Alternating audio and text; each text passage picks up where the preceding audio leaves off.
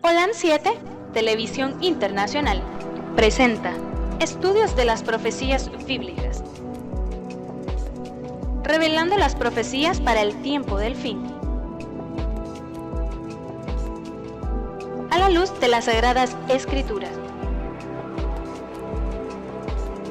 y los escritos de la hermana Elena G. de White. Holan 7 Internacional, sanando, educando y reconciliando. Nuevamente, qué alegría, qué gozo estar en su grata compañía. Que las ricas bendiciones del Eterno les acompañen. Hoy estamos estudiando el libro de Daniel y específicamente nos hemos quedado en uno de los últimos capítulos, el capítulo 12, donde habla de las abominaciones, de ese poder que usurpa todo el ministerio de nuestro Señor Jesucristo. Y hoy queremos, a la luz de la palabra de Dios, hablar acerca de una de las abominaciones, la penitencia. ¿Qué es la penitencia? Bueno, pastor, vamos a hacer penitencia hoy, así que, ¿qué es la penitencia? Para eso, pues, hemos invitado aquí al pastor Contreras, que muy amablemente acepta la invitación de estar con nosotros, y más que todo también el compromiso con Dios de ser certeros, veraces en la exposición de la palabra. Así que, pastor, bienvenido. Gracias, Benedicto. Y bienvenidos ustedes también, queridos amigos, donde quiera que estén. Gracias por acompañarnos. Y Dios nos ayude a ustedes y a nosotros a entender más esta relación que hay entre la Biblia, la voz tronante de nuestro Dios, y la voz humana del Catecismo Católico Apostólico Romano, donde se enseñan doctrinas. Y al mirar la contradicción con la Biblia, como vamos a observar en algunos momentos, justamente allí surge este planteo que Benedicto contó al comienzo, la naturaleza de esta serie de programas que estamos teniendo, y es un tratamiento acerca de la abominación desoladora, una expresión que Jesús utilizó allí en Mateo capítulo 24, 15, refiriéndose al libro de Daniel. Daniel profetiza que habría semejante cosa de abominación desoladora, perseguidora, pero a la vez cosas blasfemas. Habla Apocalipsis capítulo 13 de este poder que hablaría palabras blasfemas contra Dios. Y esta doctrina que vamos a mirar ahora es una de ellas. Notemos acá el texto que nos dice: por tanto, cuando veáis en el lugar santo la abominación desoladora de la que habló el profeta Daniel, el que lee entienda. Y entonces luego, al mirar Daniel, amigos, aparecen estos asuntos. Pero ahora estudiamos, pues, ¿qué significa la penitencia desde el ángulo de la doctrina católica, pero a la vez reflejado en el texto bíblico, si hay armonía entre ambos? Pastor, diríganos en oración. Oramos. Querido Padre que estás en el cielo, te damos gracias por esta tarde. Pedimos tu bendición. Rogamos que los ángeles y el Espíritu Santo estén acompañándonos para que ilumines nuestra mente y podamos ver claramente en qué consisten estas doctrinas católicas, y a la luz de la palabra de Dios, cuál es la correcta enseñanza, la que nuestro Dios propone para que le agrademos y así, cumpliendo su voluntad, heredemos la eternidad. Amén. Guárdanos esta tarde, lo pedimos y agradecemos en el nombre de Jesús. Amén. Amén. Qué importante es la palabra de Dios. Este libro, que está en la mayor parte de hogares en el mundo, ya sea cristianos o no cristianos, es la palabra de Dios. Qué importante es que, así como lo tenemos, nosotros seamos obedientes a lo que aquí está escrito. Y hoy vamos a hablar una de las abominaciones, es la penitencia. Y dice acá: Cristo instituyó el sacramento de la penitencia. Estoy del portal católico, catholic.net. Hoy sí es un portal católico, me he asegurado, porque en el anterior programa ahí sí que tuve un problemita, era un portal evangélico. Y esto es por temas, justamente así como llevamos nosotros una temática de desarrollo, también aquí es el tema 22 y habla acerca de la penitencia. Cristo instituyó el sacramento de la penitencia, ofreciéndonos una nueva posibilidad de convertirnos y de recuperar, después del bautismo, la gracia de la justificación. Qué importantes los términos. Muy acertados, muy importantes los términos. Ahora, punto número 1 es la lucha contra el pecado después del bautismo. Aquí después del bautismo hay una lucha, pero qué interesante, ¿no? Porque si después del bautismo, si un niño se bautiza siendo niño, tendrá él una lucha después, o sea, ¿qué embates va a tener el niño? Yo diría, pastor, que no, ¿verdad? Lógicamente tiene su conducta de criatura, remolón, protestón, típico del niño, típico de cuando fuimos todos así. Pero el concepto de pecado todavía él no lo maneja hasta que no tenga uso de razón y él razone. Amigos, Dios quiere que actuemos como seres pensantes. Y en el caso aquí ya entramos mal, hablar de los pecados de los niños. Lógicamente cometen muchos pecados, pero como adultos, como padres, y Dios también, todos queremos que ese niño ya razone, actúe como actuaría un joven, un niño ya grandecito. Recuerden que Jesús participó de su bar mitzvah a los 12 años, ya se le consideraba adulto. Entonces, a partir de esa edad, podemos decir, ya el niño sabe lo que hace. Así que, al leer estos conceptos que estamos mirando acá, de los pecados de los niños o sus razonamientos después del bautismo, tendremos que mirarlo con algunos matices también. Numeral 1.1, necesidad de la conversión, es el título. A pesar de que el bautismo borra todo pecado, nos hace hijos de Dios y dispone a la persona para recibir el regalo divino de la gloria del cielo. ¿Ok? Dice, a pesar que el bautismo borra todos nuestros pecados, una gran verdad, nos hace hijos de Dios y dispone a la persona para recibir el regalo divino de la gloria del cielo. Solamente, Benedicto, que haga una pequeña salvedad. ¿Sí? A pesar de que el bautismo católico que se da a los niños, ahí sí, eso ahí no sí. borra pecado. El niño no cometió pecado. Si alguien dice, le borra el pecado original, amigos, entramos a otro concepto que no es bíblico. El pecado original, es decir, el que pecó Adán y Eva, lo pagan ellos. Ellos son los culpables del problema que generaron ellos. Lo que heredamos de ellos, esto al hablar de bautismo, es otra de las doctrinas católicas que merecen ser consideradas. El pecado original, esto es el que cometió Adán y Eva, que yo cargue con la culpa de lo que ellos hicieron. Amigos, yo cargo con algo que ellos sí me legaron, que es mi estado pecaminoso, mis tendencias, mis inclinaciones, mis desórdenes, que todos traemos cuando nacemos. Eso sí, es causa del pecado, es la consecuencia, pero la falla que ellos tuvieron, la culpa, ¿cómo yo voy a pagar por algo que no hice? Lo hizo Adán y Eva, que ellos lo paguen. Entonces, ahora cuando se dice de que el bautismo les quita el pecado original, amigos, quitarles que cuando el niño conserva todavía su naturaleza pecaminosa como la conservamos nosotros. Y al bautizarnos, allí sí hay una lucha con la naturaleza pecaminosa, con las tendencias. Ya la persona con razonamiento va a pelear consigo mismo para no tener tendencias malas en la cabeza, de inclinaciones pecaminosas. Entonces ese conflicto, esa lucha, comienza cuando la persona se bautiza para nacer a una vida nueva, una vida en que Dios le va a dar para que sea un hijo fiel que le obedece a Dios y pelea contra sí mismo. Notemos, ese concepto allí de bautismo es otro asunto, porque arrancan desde el vamos con un bautismo de niños, de infantes, de recién nacido. Y eso no es bíblico.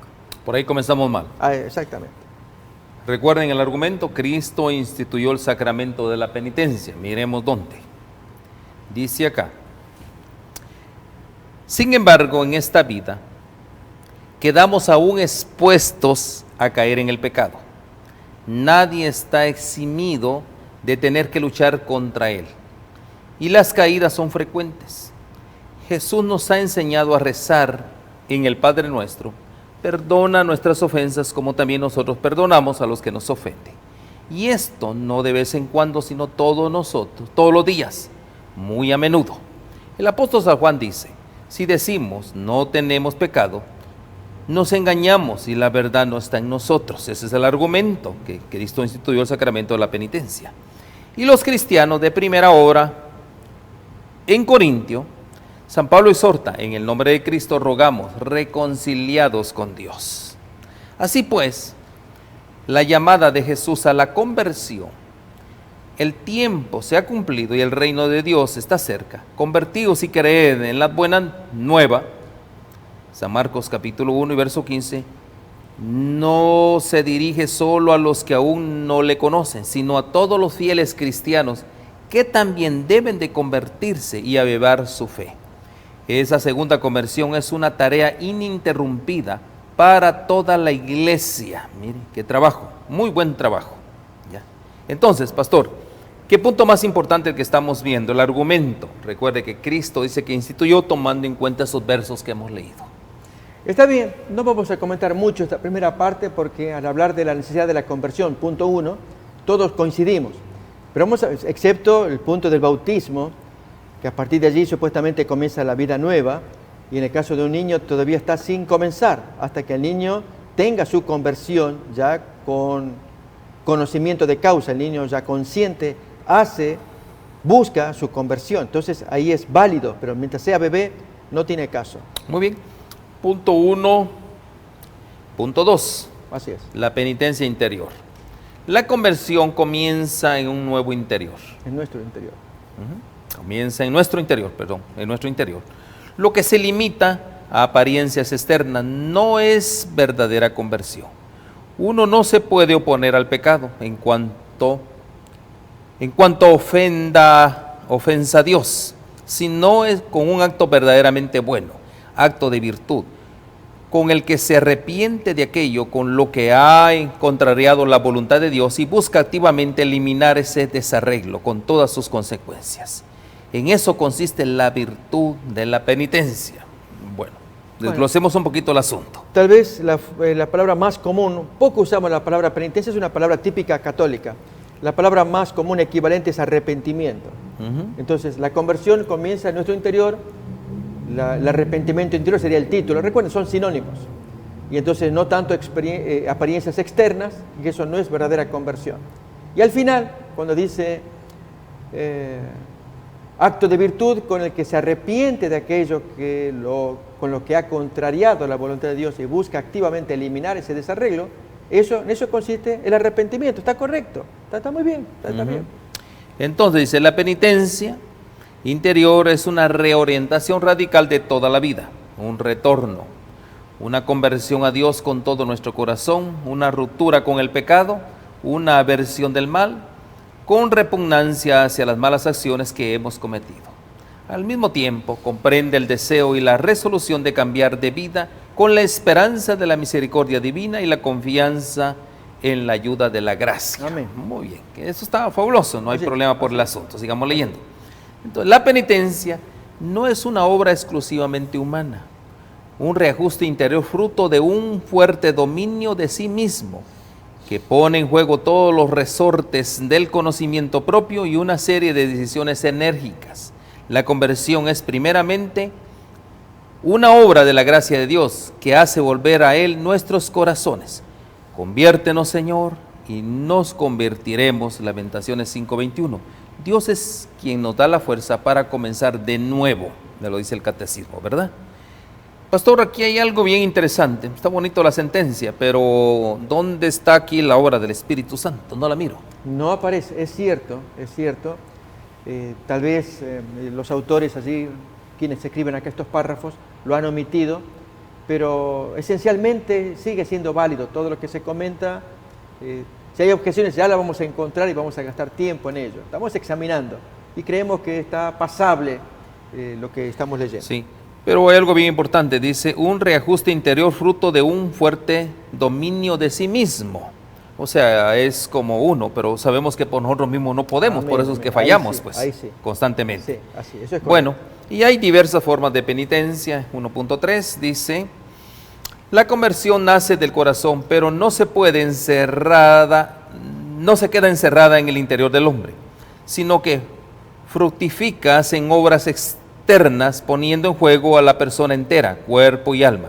Entre ellas destacan, en primer lugar, las que están incluidas en la celebración de la Eucaristía y las del sacramento de la penitencia, que Jesucristo instituyó para que saliéramos victoriosos en la lucha contra el pecado. 2 puntos bien importantes, pastor. Aquí ya entramos ya en más detalles. 2 puntos. La penitencia, la Eucaristía y la del sacramento de la penitencia. Ahí creo que ya estamos queriendo legalizar o decretar o haciéndolo más acorde a documentación de cómo hacerlo, oficializar, vamos a decirlo así, el arrepentimiento. Creo que cuando más bien se lo dejamos a la espontaneidad a que el corazón esté compungido, dice el texto de Hechos capítulo 2. Vamos a leer el texto, les invito. Versículo 35 en adelante, cuando el apóstol Pedro predica su poderoso sermón de Pentecostés y el compungimiento de los oyentes. Vamos a leer el texto. Muy bien. Hasta que ponga a tus enemigos por estrado de tus pies. Así termina la predicación del apóstol, la cita de textos bíblicos del apóstol Pedro. Sepa pues ciertísimamente toda la casa de Israel que a este Jesús a quien vosotros crucificasteis, Dios le ha hecho Señor y Cristo. Al oír esto se compungieron de corazón y dijeron a Pedro y a los compañeros, varones hermanos, ¿qué haremos? ¿Qué hacemos? Él les dice, arrepentíos y bautícese cada uno de vosotros en el nombre de Jesucristo para perdón de los pecados y recibiréis el don del Espíritu Santo. Es una forma sencilla, pero al decirnos en el párrafo que estamos leyendo acerca del sacramento de aquí y del sacramento de allá, vamos a repasarlo otra vez. Allí nos dice en la parte final del primer párrafo, allí donde dice 1.3, en el segundo párrafo, entre esas obras que el hombre tiene que hacer para obtener la penitencia y el perdón de Dios, destacan en primer lugar las que están incluidas en la celebración de la Eucaristía. Ese es un rito, y un rito muy problemático, porque ya hemos comentado que el hombre no tiene semejante poder que ellos se atribuyen de convertir un simple pedazo de pan en el mismo cuerpo de Dios. Participando en eso se obtiene penitencia. Y luego las del sacramento propiamente de la penitencia, cuando el hombre se arrodilla ante un mortal, le confiesa todas las faltas que hizo y el hombre sentado allí en su confesionario le otorga el perdón oficialmente, el ego te absolvo, que Jesucristo instituyó para que saliéramos victoriosos en la lucha contra el pecado. O sea, al poner estas maneras, que es lo que el autor está mencionando, para obtener el perdón de Dios, perdemos la espontaneidad, por un lado. Dios quiere que el hombre se compunja de corazón, que lea el texto y se conmueva y le cuente, le pida perdón. Y luego cuando se va a hacer en forma más legal, mediante la Eucaristía y mediante el ego te absolvo, allí, amigos, nos metemos en un problema del que cuesta salir. Y es, ¿quién creó la Eucaristía, la transubstanciación? ¿Y quién dijo que es válido que el hombre pueda decir ego te absolvo, como lo dice el Padre? Sí que podemos perdonar al que nos ofende, pero perdonar pecados ajenos. Recuerden, amigos, que ya hemos comentado que si alguien va al cura y le confiesa el pecado que cometió contra doña Berta, y va al cura y le dice, Padre, le pido que Dios me perdone el pecado que cometí con doña Berta. ¿Qué le hiciste? Y le robé las gallinas. Ok, entonces, ego te absolvo y te doy tantos Padre Nuestro y Ave María que tú vas a rezar. Amigos, ¿por qué el cura me tiene que perdonar si yo a él no le robé las gallinas? Se las robé a doña Berta. El cura me debería decir, mira, para que se arreglen las cosas, vete a la mujer, devuélvele cuántas gallinas le robaste, 10, o devuélvele 15, y pídele perdón y que se solucione todo el problema. Y después vienes y conversamos, yo te voy a animar para que nunca más hagas esas cosas. Eso es aconsejar, amigo. Esa es la tarea del cura, del pastor, del que guía espiritualmente. No arrogarse el derecho de Dios, decir, yo ego te absolvo. Lo tiene que hacer la mujer y Dios. Sí, amigo, esa es la... Entonces, al hablar de penitencia y ego te absolvo, el confesionario, amigo, nos metemos en un problema de que no vamos a salir. Y este es un sacramento creado por la Iglesia Católica y que Juan Pablo II, en su encíclica Ut Unum Sint, sobre ecumenismo, él propone dentro de 5 puntos que para hacer correcto ecumenismo con los protestantes tiene que aceptar el ego te absolvo de la Iglesia Católica. Amigos, eso corremos gravísimo riesgo de meternos en un problema del que no vamos a salir. O nos perdona Dios o me perdona Benedicto. Yo tengo un pecado muy grave y decirle a este mortal, mira, me pasó este problema y que tú me perdones. ¿Qué te tengo que perdonar yo? Háblale a Dios, pídele perdón a Dios. Amigos, notamos la diferencia, esto es muy grave, por eso el tema de la penitencia va a salir acá, es lo que estamos estudiando, nos tiene que quedar claro, y ojalá que Dios nos ayude, amigos, que si le queremos agradar a Dios, el ego te absolvo únicamente lo da Dios. Por eso a Jesús se lo criticaron. ¿Quién es este? Este blasfema. Eso está en Lucas 5. Solamente Dios perdona. ¿Por qué este está diciendo que puede? Yo te perdono. ¿Recuerdan? Lucas capítulo 5, cuando bajaban al paralítico por el techo, lo bajaban allí con cuerdas, y se presentó ante Jesús, y Jesús mirándolo, le dice, ego te absolvo. ¿Qué es esto? Es una blasfemia. Bueno, tan clarito aparece allí que si a Jesús, siendo Dios, pero desconociéndolo como tal, lo critican diciéndole que es blasfemia, ¿cuánto más le queda a un mortal que sabemos que no es Dios, aunque se arroga a serlo, y que da el ego te absolvo? ¿Acaso no dice blasfemias? ¿Qué contraste, amigos? Jesús, siendo Dios, Él oculta, excepto cuando va a decir ego te absolvo. Y este otro, no siendo Dios, se proclama como tal, se mete en un problema de querer ego te absolvo, y amigos, ahí queda desnudado, descubierto. Es falso. No puede robarle el derecho de Dios. Y Jesús lo usa, no le roba. Él se lo ganó por derecho propio porque es Dios. Él puede perdonar. Son los únicos que pueden decir yo te perdono y quedó solucionado, ya está. Olvídate, yo ya decidí, ya te perdoné. Amigos, si uno vive en paz, pero en lugar de pedir, de recibírselo de Dios o de Jesús, vamos en el sacramento de la penitencia, que el cura me diga ego te absolvo. Yo lo escucho y estoy en paz, en alegría. Falsa alegría si no es Dios directamente el que me da. Es falso totalmente, porque bueno, es una alegría que no es un perdón genuino, porque es un perdón de hombres. El perdón genuino es el que viene de un verdadero arrepentimiento, Dios lo perdona a uno y uno ya no sigue infringiendo la ley de Dios y uno ya no sigue pecando. Ese es el mensaje de Dios. Además de la Eucaristía, vimos nosotros, mire este punto. El cristiano tiene muchas formas de poner en práctica su deseo de conversión. Hay otras formas, pastor. A ver. ¿Sí? La Escritura y los padres insisten sobre todo en 3 formas. El ayuno es uno, la oración es otro y la limosna. Miren qué cosa importante, ahí vamos a entrar en esos puntos. Eso, bueno, usted sabe ahí, será Tobías 12:8, sí, ¿verdad? Sí, sí. Y Mateo 6:1 al 18, no vamos a leerlos.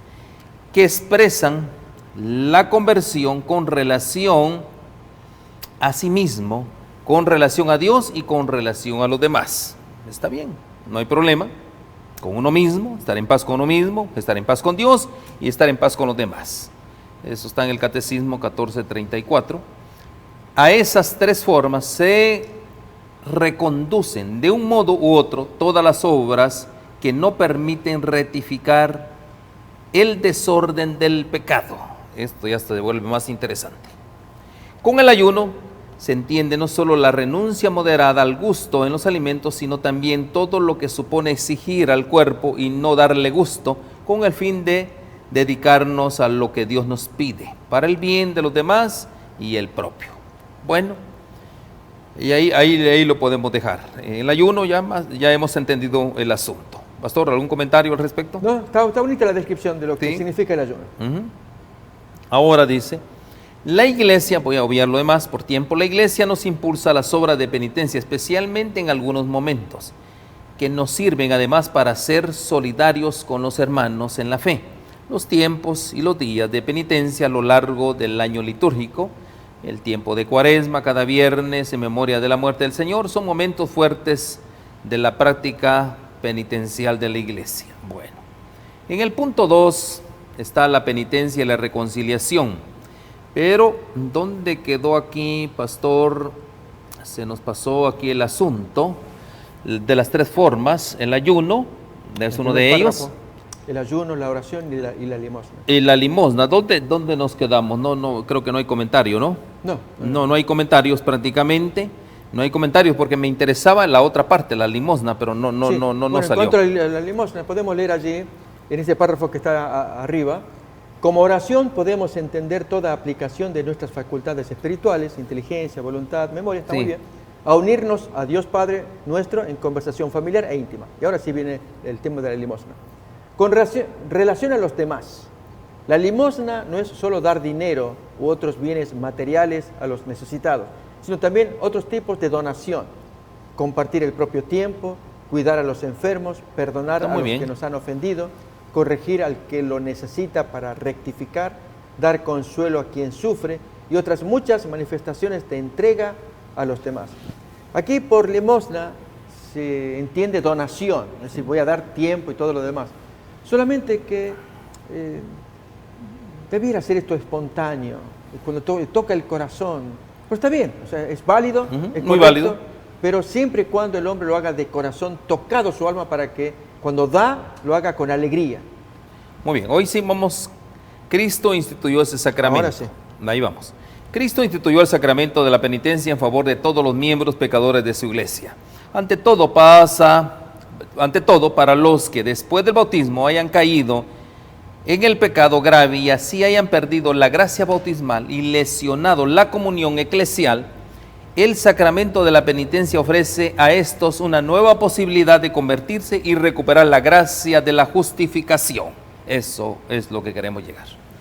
Jesús, durante su vida pública, no solo exhortó a los hombres a penitencia, sino que, acogiendo a los pecadores, los reconcilia con el Padre. Al dar el Espíritu Santo a sus apóstoles, Cristo resucitado les confirió su propio poder divino de perdonar los pecados. Recibir al Espíritu Santo, a quienes perdonáis los pecados, les quedan perdonados, a quienes se les retengáis, les quedan retenidos. Ahí en San Juan capítulo 20, 22 y 23. Es un poder que se transmite a los obispos sucesores de los apóstoles como pastores de la iglesia y a los presbíteros, que son también sacerdotes del Nuevo Testamento, colaboradores de los obispos en virtud del sacramento del orden. Cristo quiso que toda su iglesia, tanto en su oración como en su vida y su obra, fuera el signo y el instrumento del perdón y de la reconciliación que nos adquirió al precio de su sangre. Sin embargo, confirió el ejercicio del poder de absolución al ministerio apostólico. Ahí está el punto. Tenemos gravísimo problema, mis queridos amigos, y vamos a comentarlo. Yo quiero subrayar algunos asuntos del párrafo que tenemos allí.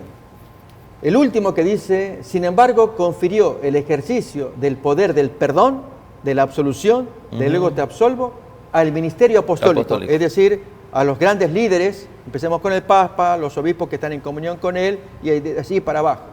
O sea, solamente ellos tienen el poder de la absolución, porque, subiendo un poquito más arriba allí, Juan 20, noten la cita que se trae, que dice, al dar el Espíritu Santo a sus apóstoles, recuerden, este párrafo está en el Catecismo, párrafo 1442, sí. Muy importante y absolutamente cuestionable, que es lo que vamos a dedicar tiempo ahora. Al dar el Espíritu Santo a sus apóstoles, Cristo resucitado les confirió su propio poder divino de perdonar los pecados. Jesús perdona y les dice a los discípulos, reciban el Espíritu Santo, a quienes perdonéis los pecados, les quedan perdonados, y a quienes se los retengáis, les quedan retenidos. En otras palabras, tú, Benedicto, y yo, Contreras, no seamos cabezones. El texto dice que si Jesús tiene capacidad de perdonar, ahora se lo otorga a sus compañeros, a sus apóstoles, y entonces transmite por sucesión de Jesús a los apóstoles esa capacidad que Jesús traía. ¿Cuál era? Él podía perdonar, y ahora le dice a sus apóstoles, ustedes perdonen, a quienes ustedes perdonen, les queda perdonado, y a quienes ustedes no le quieran perdonar, los pecados le quedan retenidos. Ahí queda entonces la esencia de la transmisión, de la sucesión. Sigue después. Es un poder que se transmite a los obispos, sucesores de los apóstoles, como pastores de la iglesia, y a los presbíteros también, que son también sacerdotes del Nuevo Testamento.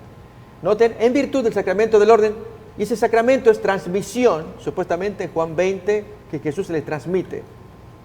Que Cristo quiso que toda su iglesia, tanto en su oración como en su vida y su obra, fuera el signo, instrumento del perdón. Pero ¿quién lo administra? Son los líderes. Bien, amigos, vamos a desgranar este asunto. Acá hay una mezcla de textos y que queremos citarlos acá. Esto se basa en el perdón que Jesús les da a los discípulos, Juan 20, 22, 23. Se entiende más a la luz de un texto anterior, Mateo 16, 19 y Mateo 18, versículo 15 en adelante, en los cuales el Señor les da la llave del reino de los cielos. Y si tú atas en la tierra, quedó atado en el cielo. Tú desatas en la tierra, quedó desatado en el cielo. Si esto significa, tú perdonas acá, se perdona allá. Tú no perdonas acá, no se perdona allá. Es correcto. Pero para entender el texto de Juan 20, 22, 23, necesitamos entender mejor Mateo 16, 19, que Jesús se lo dirige a Pedro solamente, en un diálogo personal. Pedro fue el que abrió la boca y ahora Jesús se lo responde a él. Pero en Mateo 18 le dice lo mismo, pero se lo dice al grupo.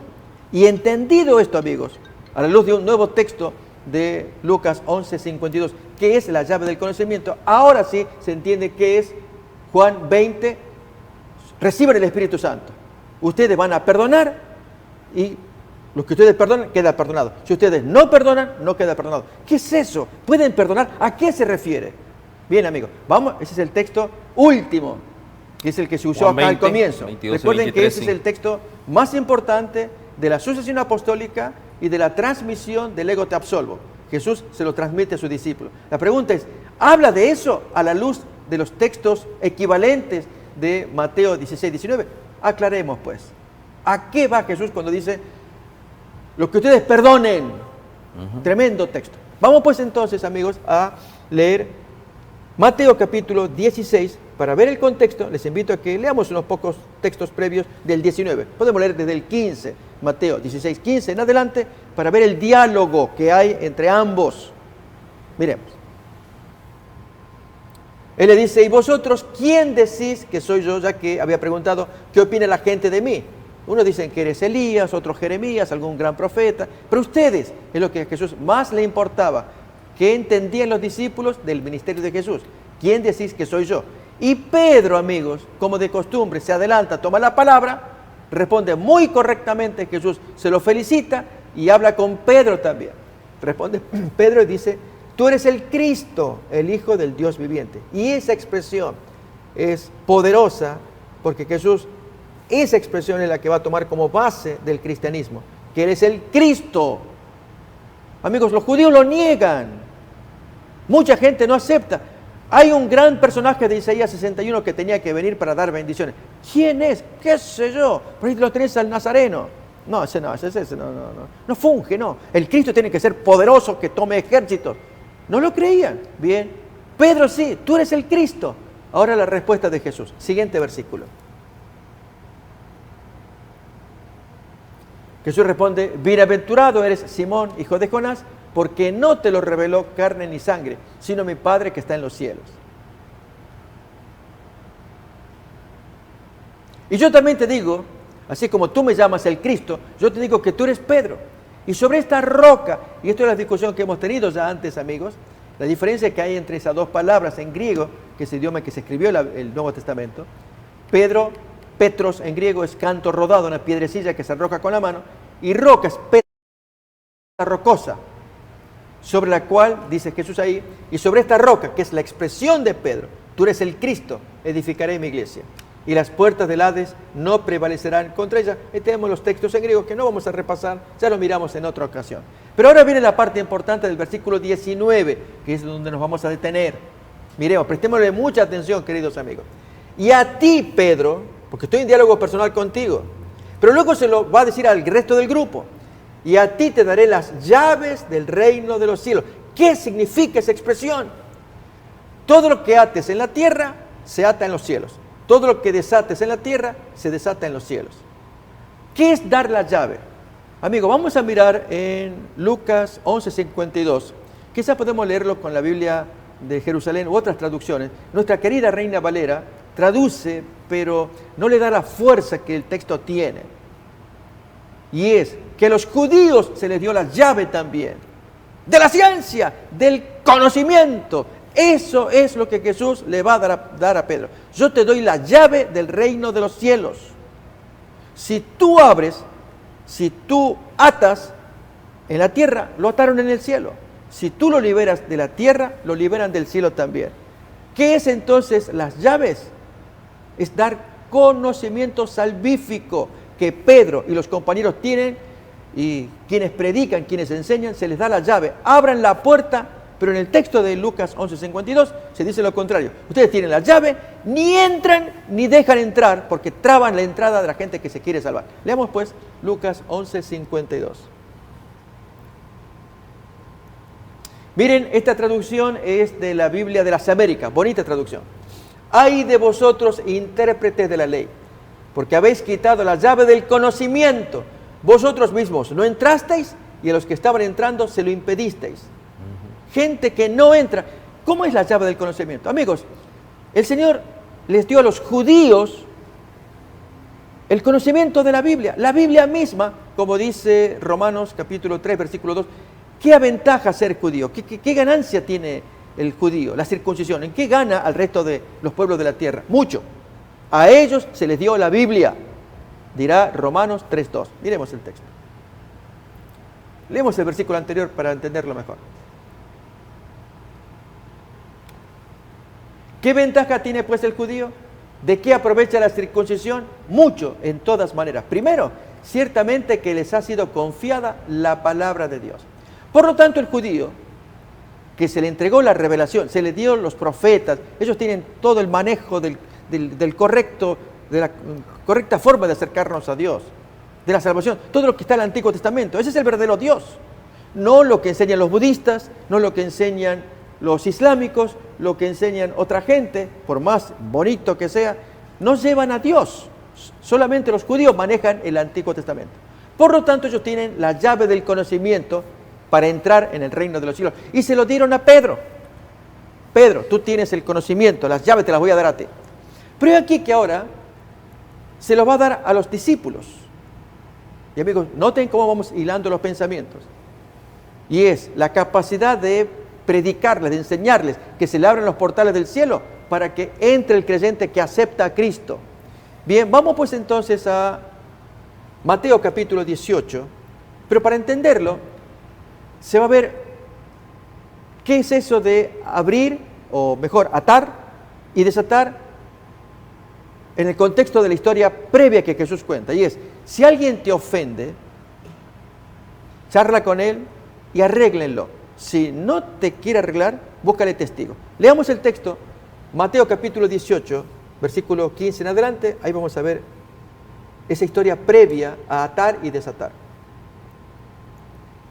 Por tanto, si tu hermano peca contra ti, ve y repréndele estando tú y él solos. Si te oyere, lo has ganado. Esa es la buena. Amigos, ¿está diciendo ahí que yo le tengo que perdonar? Sí, porque me ha ofendido a mí. O sea, me ha ofendido. Y yo voy y le digo, mira, me ofendiste, me dijiste barbaridad, estuviste hablando tras mis espaldas, yo me enteré, te filmaron, todo acá, quiero que arreglemos esto, ¿qué hiciste contra mí? No, yo no. Ok. El texto dice, si te acepta, te confiesa, me dice, perdóname, me equivoqué. Entonces, es mi deber perdonarle. El ego te absolve, yo te perdono. ¿Se entiende? Pero si la persona no oye, sigamos con la historia. Miren cómo va esta historia. Por tanto, si tu hermano peca contra ti, ve y repréndele estando tú y él solos. Si te oyere, lo has ganado. Pero si no te oyere, toma aún contigo 1 a 2, para que en boca de 2 o 3 personas, testigos, conste toda palabra. Para que haya testigos. Y uno le dice, mira, mi querido amigo que usted me está acompañando. Yo le estoy diciendo aquí a mi amigo Pedro, a mi amigo Ricardo. Él anduvo difamándome, me consta, le han filmado. Que eso... No. Ok, ustedes escucharon, ¿verdad? Escucharon, ¿no? Bueno, ok. Entonces él lo niega, yo tengo problemas con él. Sigue la historia, miremos. Pero si no te oyere, toma aún contigo 1 o 2, ya hemos visto. Y ahora miremos a la iglesia, 17. Si no los oyere a ellos, al grupo ahí que yo traje para que la persona admitiera el grave error que cometió, dilo a la iglesia. Entonces se reúnen los hermanos ahí y se plantea el tema. Hermanos, quiero traer algo que me hace mucho daño. Acá mi querido amigo Ricardo me anduvo difamando, me dijo cosas, no sé, perdí mi trabajo, esto y lo otro. Y Ricardo me dice, no, es falso, es que está en la filmación, acá están, si lo quieren ver los hermanos. Ok. Si no oye a la iglesia, expúlsalo, tenlo por gentil y publicano. Esto es desatarlo. Miren lo que dice a continuación. De cierto os digo que todo lo que atéis, noten que habla en plural, se lo habla a los 12 ahora, no a Pedro solamente. Todo lo que atéis en la tierra se ata en el cielo, y todo lo que desatéis, este es el ejemplo claro, que queda desfraternizado. Tenlo por gentil y publicano, será desatado en el cielo. Por lo tanto, atar es lo opuesto. ¿Qué es lo opuesto de desfraternizar? Desfraternizar es fraterno, es hermano. Y desfraternizar es, ya no te considero hermano. La iglesia estudia tu caso y dice, no hermano, están las pruebas y tú estás de negar y negar, no te podemos tener en la misma comunión, así que te borramos de la lista. No es que se lo va a echar y... No, pero ya no te reconocemos como un compañero y tenemos la lista de los compañeros, entonces te desglosamos, o sea, te eliminamos de la lista. Duele, por supuesto, pero por necio, porque no quiso reconocer las pruebas que se trajeron. Entonces, eso se llama desatar. Y Dios lo quita de los libros del cielo. Lo opuesto es bautizar. Cuando la persona acepta y entonces se lo ata en la tierra, se lo ata en el cielo. Noten, eso es la llave del reino de los cielos. Se le dio la llave para que haga que la gente quede atada en la tierra, que conozca el Evangelio, se bautice y entonces entra en el cielo. Lo opuesto, se le dio las llaves porque no acepta, se lo desglosa en la tierra, se lo desglosa en el cielo. Y ahora sí entra el texto de Jesús, que todo lo que ustedes perdonan es perdonado. Lo que ustedes no perdonan, ¿qué es eso? Amigos, la función mía, la de Benedicto, es con las llaves conducir a la persona que reciba el perdón de Jesús.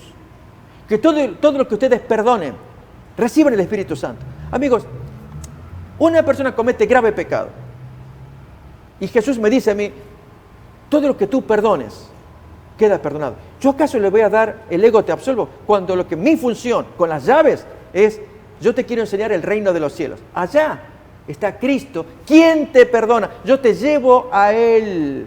Fíjense, la función del creyente es llevar a Cristo para que Cristo lo perdone. En ese sentido significa todo lo que ustedes perdonen en la tierra.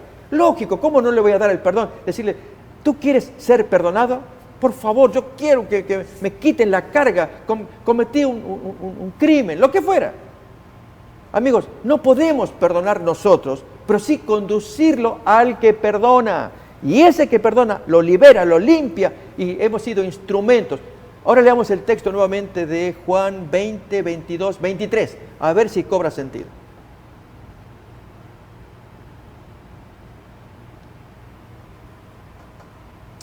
Y habiendo dicho esto, sopló y les dijo, recibid el Espíritu Santo. A quienes remitiereis los pecados. ¿Será que Pedro y los apóstoles pueden perdonar pecados? ¿O ellos conducen al perdonador de pecados que es Cristo? Que son remitidos. Y a quienes se los retuviereis. La persona al ser desglosada, ¿recuerdan atar y desatar? Ahora, ¿quién le perdona los pecados? Quedó perdido. Porque perdió la comunión con los hermanos, retiene un pecado que la iglesia se lo dijo, te hemos filmado, acá están las pruebas. No, yo no acepto. Ok, quedó expulsado. ¿Quién le perdona? ¿La iglesia? ¿El pastor? ¿El cura? Nadie. Dios se lo quiere perdonar, pero él fue desatado. Entonces, ahí se cumple el texto de Jesús. Y si ustedes se lo retienen, quedará retenido. Muy bien, esto es todo el contexto prácticamente de la penitencia. Ya vimos cuál es el proceder cristiano. En lugar de hacer penitencias, usted relató todo un proceder cristiano que debemos de hacer. En lugar de estar pagando penitencias, primero recuerde al hermano, su hermano, usted lo ama y obviamente usted quiere verlo restaurado. Ese es el propósito. En una penitencia no hay restauración. Ese es el punto principal. Vimos todo un proceder. Entonces, dice, la penitencia es una serie de buenas obras que exige el catolicismo. Ya el pastor relató todo un proceso de cómo restaurar cuando una persona ha fallado a Dios, qué es lo que debemos de hacer. Y dice aquí, en cambio la penitencia es todo lo contrario, es una serie de buenas obras. Ahora, la absolución quita el pecado, pero no remedia todos los desórdenes que el pecado causó. Ahí está el punto, pastor. Liberado el pecado, el pecador debe todavía recobrar la plena salud espiritual. Por lo tanto, debe hacer algo más que reparar sus pecados. Debe satisfacer de manera apropiada o expiar sus pecados. Esta satisfacción se llama también penitencia. ¿Qué carga más otra carga? Qué tremendo, queridos amigos, porque están creando algo que finalmente es una creación filosófica de ellos. Si el Señor perdona, dice el texto de Miqueas capítulo 7, última parte, que Él tira en el fondo del mar todos nuestros pecados. Sí, amén. Y cuando uno dice, pues yo lo confesé a Dios, pues no, te falta todavía la penitencia, tiene que pagar la penitencia. ¿Pagar qué? Y entonces ahí se le dan los rezos, tiene que rezarte 10 Padre Nuestros, tantas Ave Marías, o tiene que hacer otras reparaciones que quedó pendiente. Amigos, si Dios dice, yo te perdono totalmente, ¿por qué yo voy a crearle algo a la pobre víctima de su conciencia que le remuerde por el daño cometido, yo crearle más. No, para que tú quedes totalmente reparado, tienes que hacer algo más, un extra, que se llama penitencia. No, amigos, esto no es bíblico. Nos estamos separando de la Biblia para meternos en filosofías humanas, creaciones humanas, inventadas para que el hombre quede todavía ligado al sistema, en lugar de estar ligado al Señor. Eso es hacer en vano la cruz de Cristo. Amén. Millones de católicos alrededor del mundo cumplen fielmente la penitencia.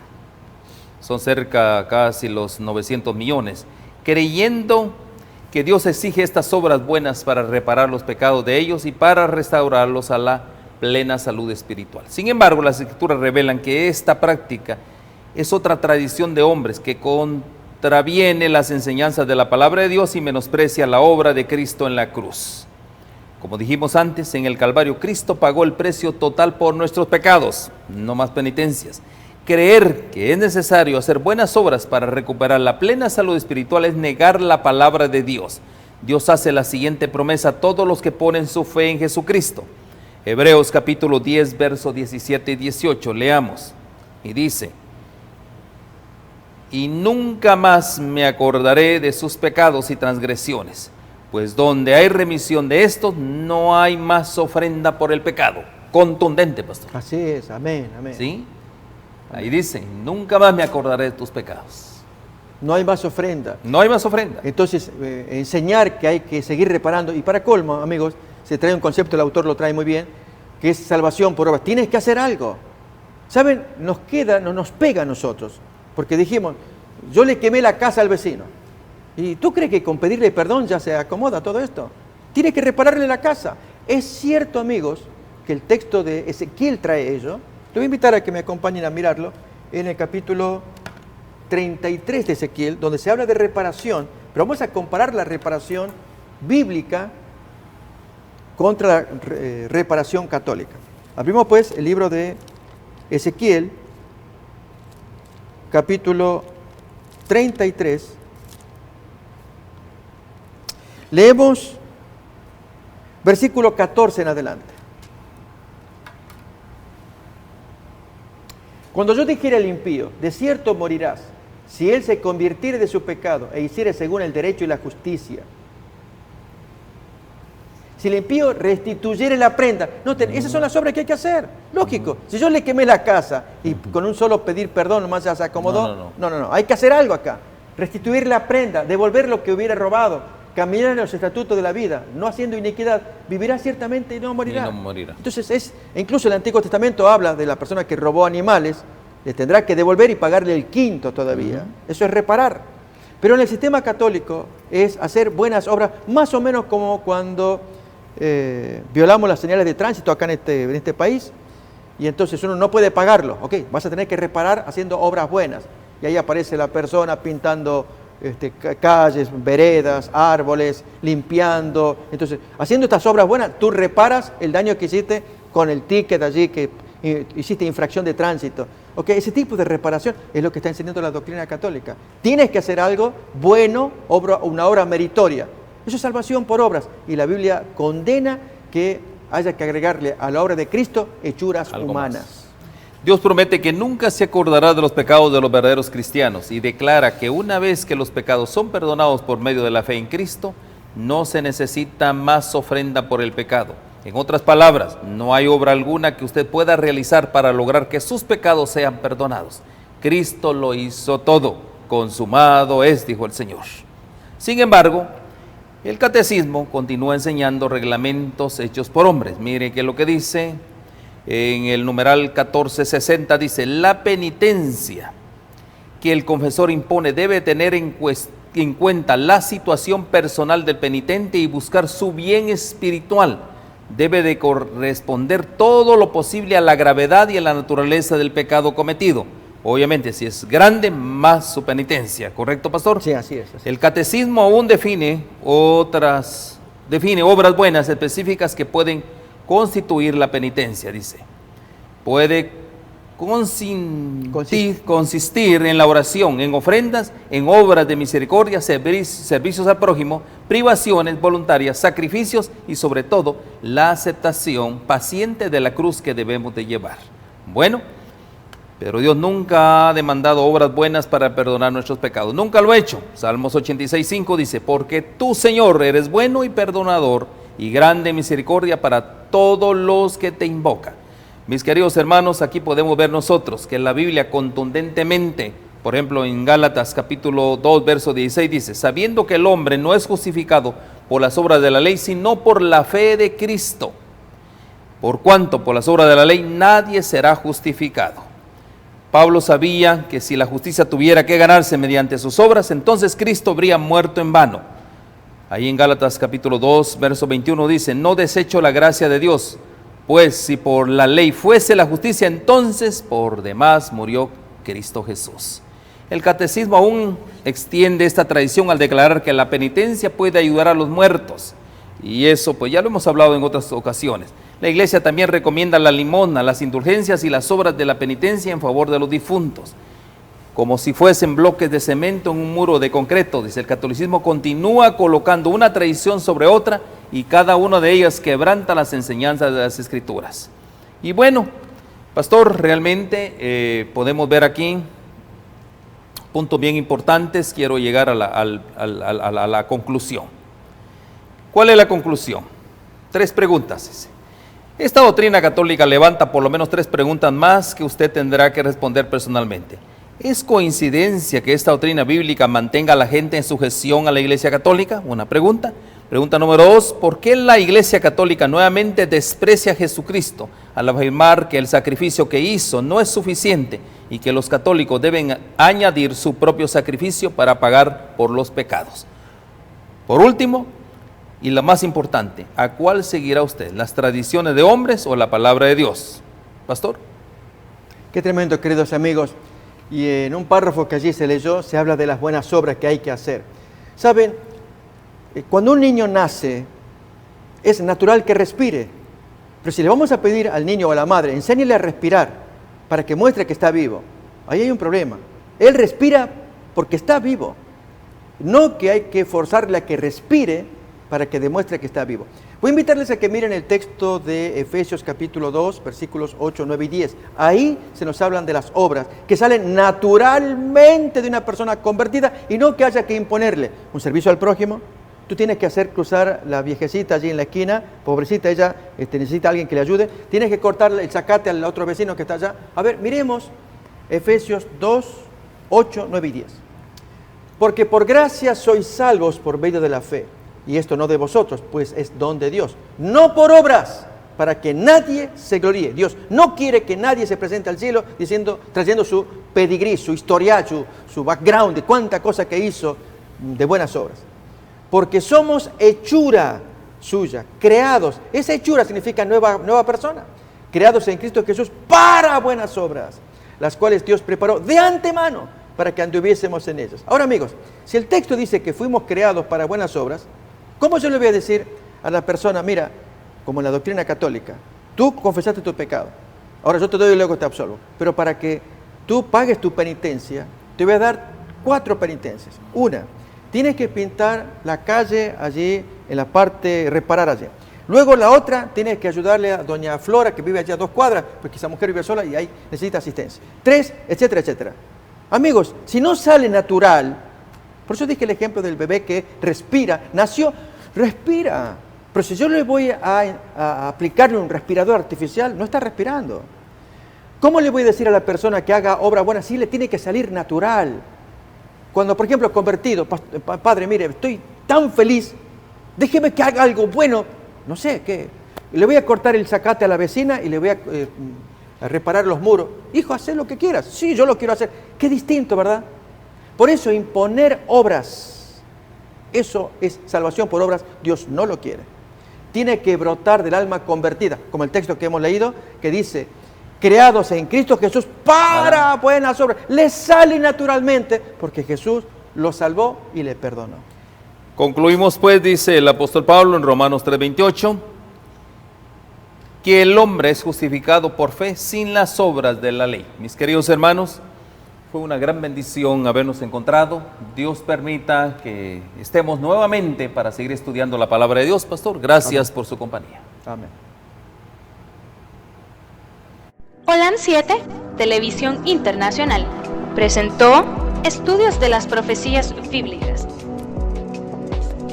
revelando las profecías para el tiempo del fin, a la luz de las Sagradas Escrituras y los escritos de la hermana Elena G. de White. Holam 7 Internacional, sanando, educando y reconciliando.